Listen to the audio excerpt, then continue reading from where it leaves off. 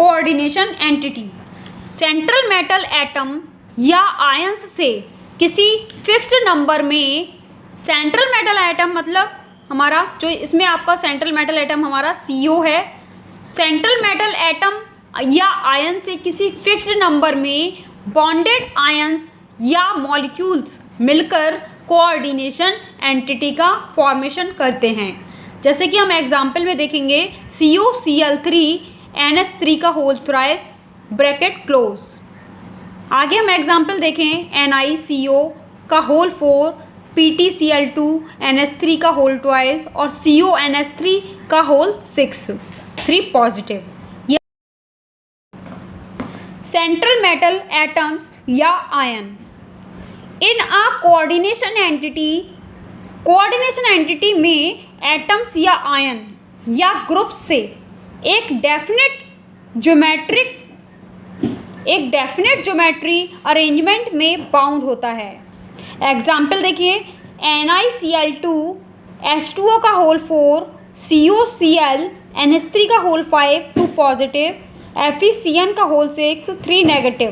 Central metal atom क्या हैं? इसमें Ni2 पॉजिटिव है, NiCl2 H2O का होल 4 में हमारा Ni2 पॉजिटिव क्या है? सेंट्रल मेटल एटम है। और सेकंड वाले में CO3 positive central metal atom है और थर्ड वाले में Fe3 positive central metal atom है। NiCl2 H2O का होल 4, इसमें हम बात करें कि सेंट्रल मेटल एटम क्या है, तो हम सेंट्रल मेटल एटम देखें तो इसमें हमारा Ni2 पॉजिटिव जो है वो हमारा क्या है? Central metal atom.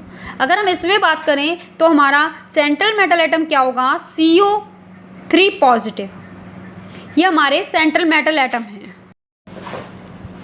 These CMA या सेंट्रल मेटल एटम या ions are also, next point है हमारा लिगेंड्स।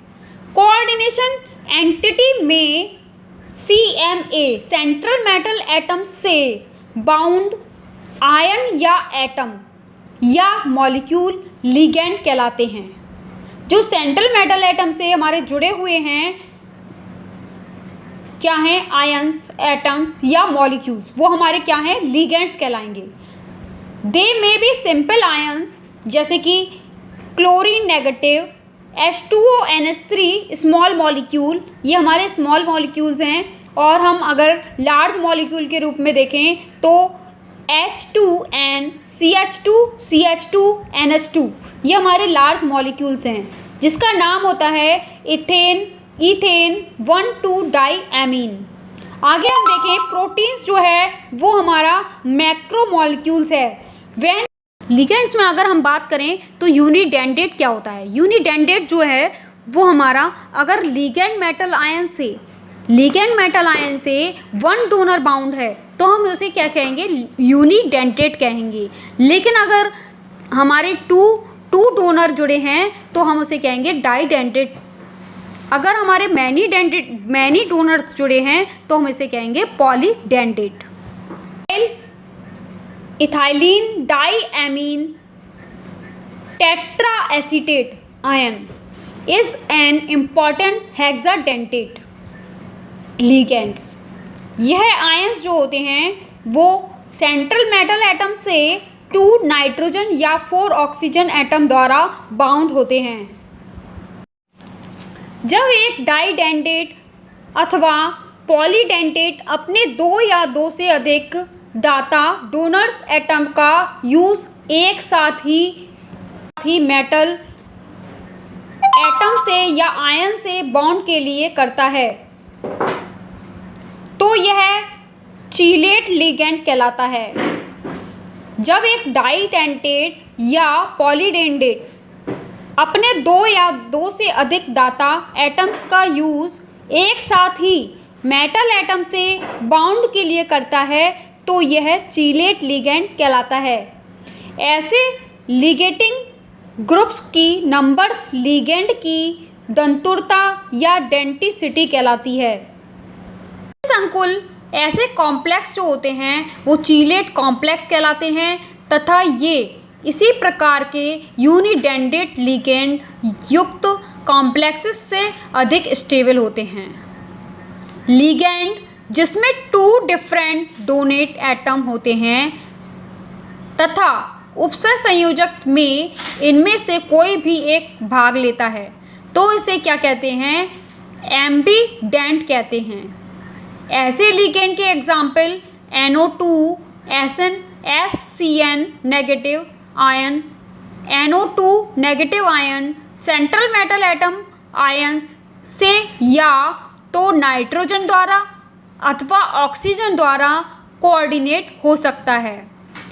SCN आयन सल्फर अथवा नाइट्रोजन एटम द्वारा कोऑर्डिनेट हो सकता है। अगला पॉइंट है हमारा कोऑर्डिनेशन नंबर। कोऑर्डिनेशन नंबर एक संकुल में मेटल आयन की कोऑर्डिनेशन नंबर जो होती हैं उसे बॉन्डेड लिगेंड के उन डोनेट एटम्स की नंबर्स के इक्वल होती है जो सीधे मेटल आयन से ऐड होते हैं या जुड़े होते हैं। एग्जाम्पल देखेंगे हम PtCl6 की पावर 2 नेगेटिव में जो हमारे कोऑर्डिनेशन नंबर होंगी वो कितनी होगी, कोऑर्डिनेशन 6 होगी। तथा NiNH3 का होल 4 2 पॉजिटिव में 4 होंगे। क्यों, सीधे मेटल एटम से जो ऐड हैं हमारे ग्रुप्स या लिगेंड, जो भी ग्रुप या लिगेंड ऐड हैं उनकी नंबर्स जो होती है वो हमारी कोऑर्डिनेशन नंबर कहलाती है। NH3 का होल 4 है तो हमारी जो कोऑर्डिनेशन नंबर होगी वो होगी 4। बॉन्डेड लिगेंड के उन डोनेट एटम्स के इक्वल होती है या आयन से अटैच्ड सेंट्रल मेटल एटम या आयन से अटैच्ड लिगेंड को स्फीयर ब्रैकेट में लिखा जाता है। इसी को हम क्या कहते हैं, कोऑर्डिनेशन स्फीयर कहते हैं। आयोनाइजेबल ग्रुप ब्रैकेट के बाहर लिखे जाते हैं। काउंटर आयंस कहलाते हैं। एग्जाम्पल कॉम्प्लेक्स K4FeCN का होल 6 ब्रैकेट क्लोज में FeCN का होल 6 4 नेगेटिव कोऑर्डिनेशन स्पेयर है तथा K पॉजिटिव प्रति आयन है। Counter ion. अगला पॉइंट है हमारा coordination polyhedron. Central metal atom या आयन में ज्वाइन लिगेंड की स्पेशल अरेंजमेंट को कोऑर्डिनेशन पॉलीहेड्रल कहते हैं। CONH3 का होल 6 3 पॉजिटिव अष्टफलकीय है जिसे हम ऑक्टाहेड्रल बोलते हैं इंग्लिश में, और ये हमारा ऑक्टाहेड्रल का डायग्राम है। आगे हम देखें NiCO4 Cu का होल 4 चतुष्फलकीय है जो कि टेट्राहेड्रल कहा जाता है, और ये हम स्ट्रक्चर देखेंगे है टेट्राहेड्रल का ये होता है। PtCl4 2 नेगेटिव वर्ग समतलीय जिसे हम इंग्लिश में स्क्वायर प्लेनर बोलते हैं, जिसका स्ट्रक्चर क्या होता है स्क्वायर प्लेनर का,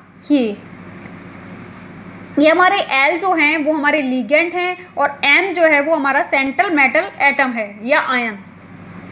त्रिकोणीय पिरामिडी, ये हमारा त्रिकोणीय पिरामिडी की स्ट्रक्चर है ट्राइगोनल बाई पिरामिडल,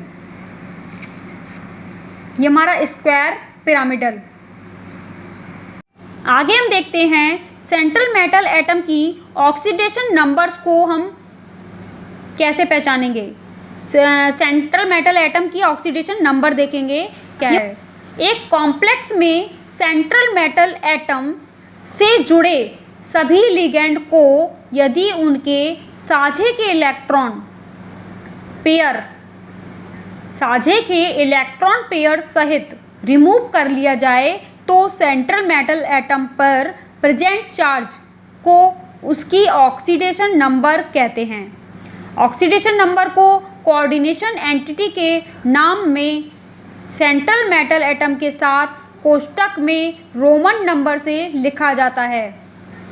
जैसे कि हम एग्जाम्पल देखें CuCN का होल 4 3 नेगेटिव के कॉपर, इसमें कॉपर की हम ऑक्सीडेशन नंबर देखें तो ऑक्सीडेशन नंबर +1 होगी, जिसको हम कैसे लिखेंगे Cu फर्स्ट रोमन में।